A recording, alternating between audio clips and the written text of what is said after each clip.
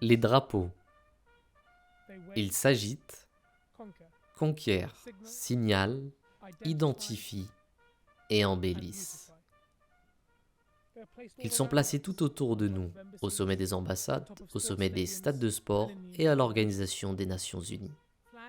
Les drapeaux représentent des idéologies et des identités, que ce soit pour une équipe sportive, un pays ou pour une religion.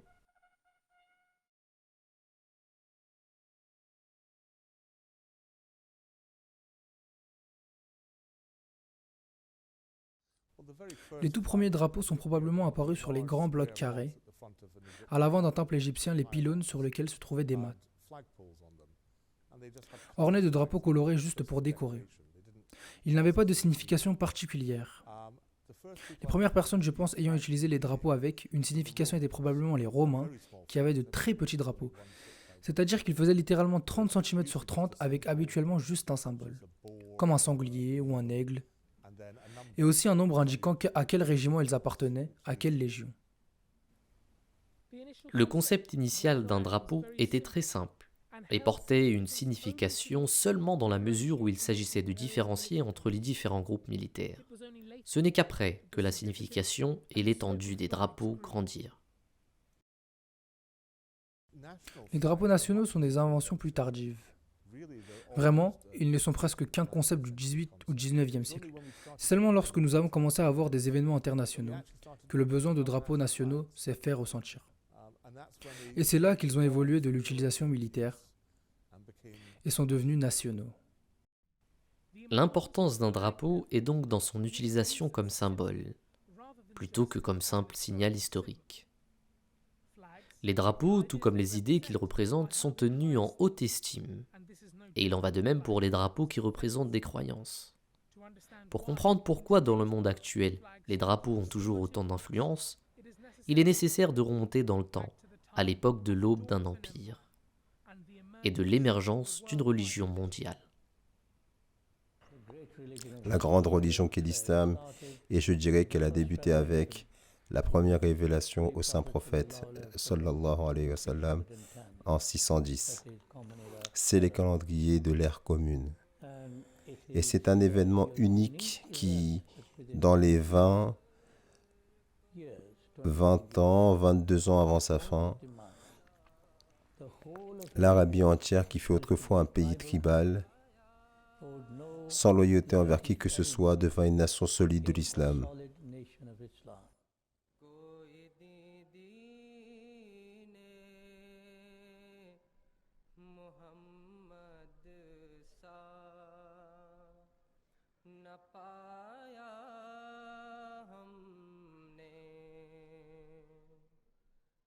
L'islam était un empire spirituel en devenir, placé à un carrefour important de l'histoire.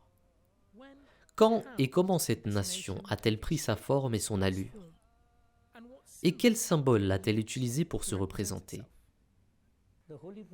Le saint prophète sallallahu alayhi wa sallam avait toujours un drapeau qui était noir et dépourvu d'inscription ou d'image, nommé Al-Uqab, parce qu'avant lui, c'était le drapeau des Quraysh. Il avait un fond entièrement noir avec un aigle, et c'est ce qu'on appelait Al-Uqab. C'est pourquoi ils ont continué à l'appeler Al-Uqab. Mais le saint prophète sallallahu alayhi wa sallam avait également un autre drapeau qui était d'un blanc pur. Le 6e et 7e siècle après Jésus-Christ ont vu l'émergence d'un grand pouvoir. Non pas un pouvoir politique, mais un pouvoir divin, ayant pour mission de propager le message d'unicité divine jusqu'aux confins de la terre. Unis sous la même bannière, l'islam a aussi développé un symbole de son identité. Un drapeau symbolise toujours inspiration et loyauté. Et c'est pourquoi les drapeaux sont protégés. Dans la bataille de Mouta, Zaïd ibn Haritha a été tué. L'étendard a été pris par Hazrat Jafar ibn Abi Talib. Et il a continué à combattre et s'est battu avec bravoure. Il a perdu un bras, puis a tenu l'étendard avec l'autre. Il se leva lorsqu'il perdit le second bras. Et avec son torse, ainsi qu'à l'aide de ses moignons, il tint la bannière jusqu'au coup fatal. qui fit de lui un martyr.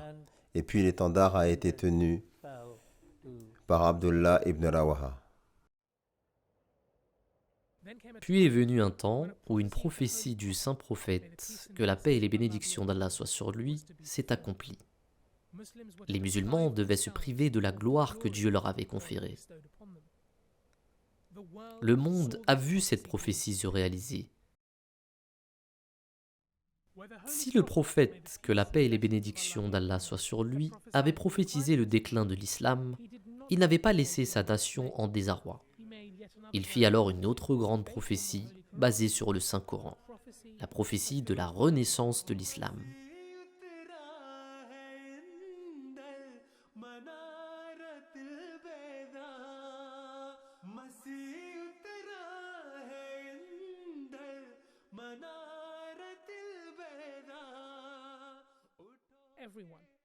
Musulmans et non-musulmans ont vu la même gloire, qui fut autrefois associée à la communauté du saint prophète, que la paix et les bénédictions d'Allah soient sur lui. Dans la première phase de l'histoire islamique, une nation était à nouveau en devenir, une grande nation islamique. Cette nation aussi avait besoin d'un symbole, un symbole qui était représentatif de sa tradition revivaliste, un symbole représentant la renaissance de l'islam.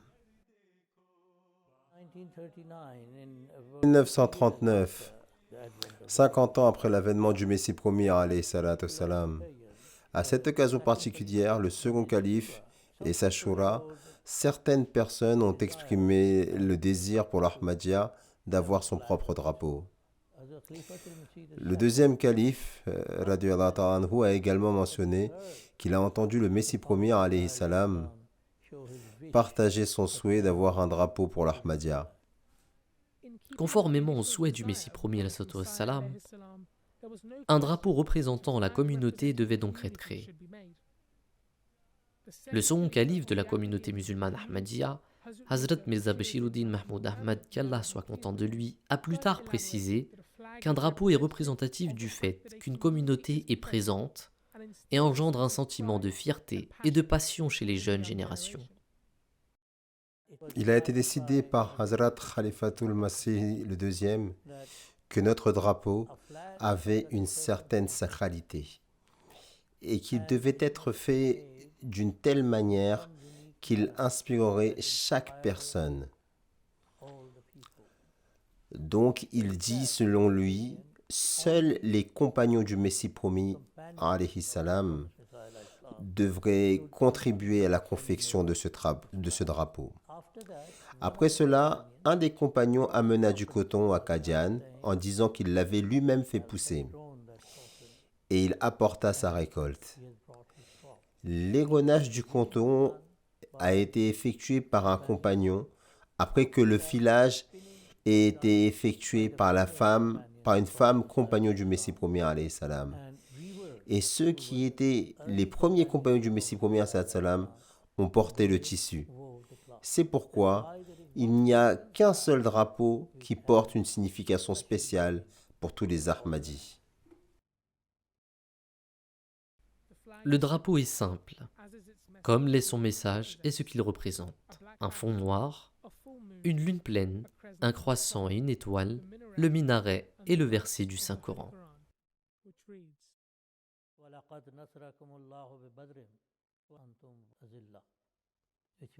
Qui signifie « Souvenez-vous du moment où vous étiez dans une très modeste position au temps de Badr et Allah vous a donné la victoire. » Nous voyons ce drapeau symbolisant la renaissance de l'islam pur et la renaissance de sa gloire dans les derniers jours comme prophétisé par toutes les religions abrahamiques à travers le Messie promis alayhi wassalam, tout comme elle l'a été accordée au saint prophète, que la paix et les bénédictions d'Allah soient sur lui. Un moment marquant du calendrier musulman Ahmadi est sa Jalsa Salana, sa convention annuelle, un moment où toutes les nations se rassemblent pour constater le progrès du message de l'islam à travers le seul et l'unique divinement guidé Khalifa de l'islam, et pour écouter directement le message divinement guidé du calife, transmettant le message de Dieu à propager dans le monde entier. Et à cette occasion, nous sommes témoins de cette vue, de ce drapeau de la communauté.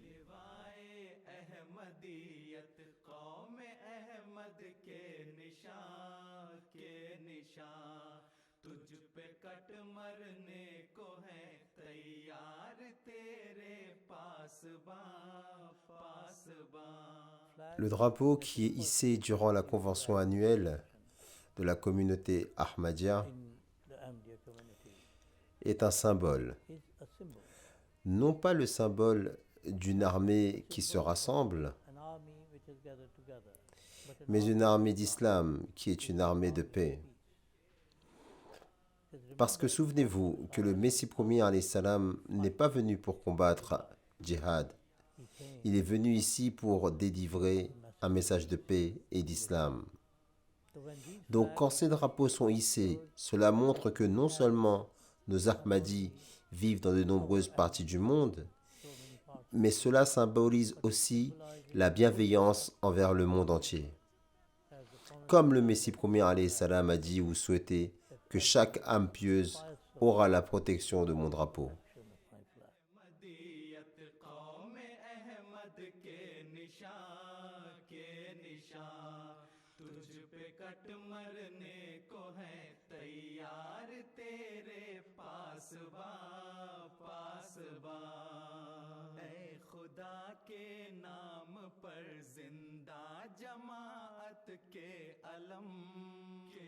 Diverses couleurs, divers drapeaux, divers symboles, tous s'agitant dans le ciel, tous représentant l'unité nationale des différents pays, représentés à la Jalsa Salana et leur unité internationale.